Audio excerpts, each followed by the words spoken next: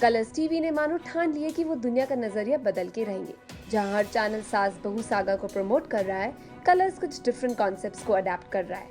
बालिका वधू, उड़ान और उत्तरन जैसे शोज के बाद कलर्स ने लॉन्च किया एक नया show Devanshi, which is all about the superstitious practices that still take place in India. इस शो के कुछ इंपॉर्टेंट कैरेक्टर्स को प्ले करेंगे एक्टर्स काशवी कोठारी, करुणा पांडे एंड अमृत डालवी। आइए उनसे जानते हैं कि क्या कहना है उनका इस शो के बारे में। देवांशी की जो माँ है, ये उसकी देवांशी को मैंने मुझे दिया गया है पालने के लिए, और मैं नहीं चाहती कि मैं देवांशी को पालूं, लेकिन ऐसे सर्कमस्टांसेस बनते हैं कि मैं उसको कुसुम सुंदरी के अगेंस्ट खड़ा करती हूँ और एक दूसरी कुसुम सुंदरी बनाती हूँ। देखिए, अब मैं नाम ऐसा नहीं कहना चाहती कि उससे हटकर है, इससे हटकर है ये, लेकिन ये जो मैं आपको बोल रही हूँ, ये जो कॉन्सेप्ट है, ये सच में टेलीविज़न में पहली बार एक्सप्लोर किया गया है। ऐसा बहुत डिफरेंट है। तो जैसे आपने टैगलाइन देखी है कि अंश भगवान का या लोभ इंसान का, तो बेसिकली ये वही आपको बताना चाहता है ये शो, जो ये टैगलाइन है इसकी। कलर्स की प्रोग्रामिंग बहुत अलग किस्म की है।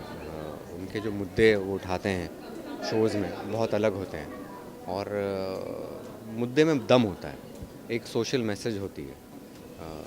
जो मैंने शो पहले भी इनका शो किया था, तो उसमें भी वही था, और मैंने जो इनकी प्रोग्रामिंग इन सालों में देखी है, तो वो एक उनकी बहुत ही अलग अप्रोच है। टीवी पे अगर मुद्दे चलने लगे तो पार्लियामेंट में क्या डिस्कस होगा। तो टीवी पे जो भी शोज़ बनते हैं, जैसा भी होता है, वो एंटरटेनमेंट के लिए होता है।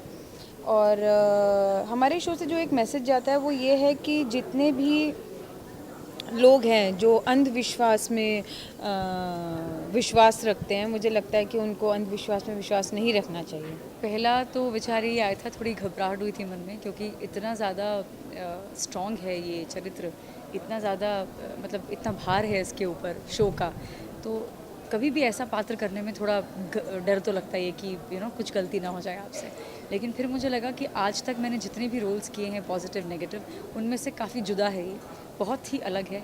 बहुत सारे शेड्स हैं इसके, नेगेटिव के साथ साथ भी आपको कई रंग देखने को मिलेंगे। तो वो चीज़ मुझे बहुत इंटरेस्ट की, उस चीज़ ने मुझे काफ़ी खींचा अपनी तरफ। तो मुझे लगा कि नहीं, ये तो अपॉर्चुनिटी ऐसी है कि अगर एक अच्छा एक्टर है या सच्चा एक्टर है, वो मिस नहीं करना चाहेगा। तो मैंने लपक ली अपॉर्चुनिटी।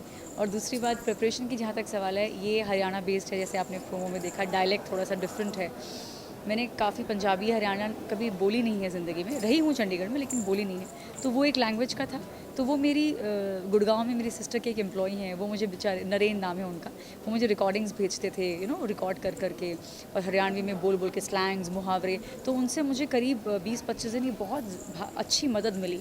तो उनको भी मैं कुछ 30-40% क्रेडिट उनको भी देना चाहूँगी इस पूरे पात्र का, कि उन्होंने काफ़ी मेरी लैंग्वेज पे काम किया।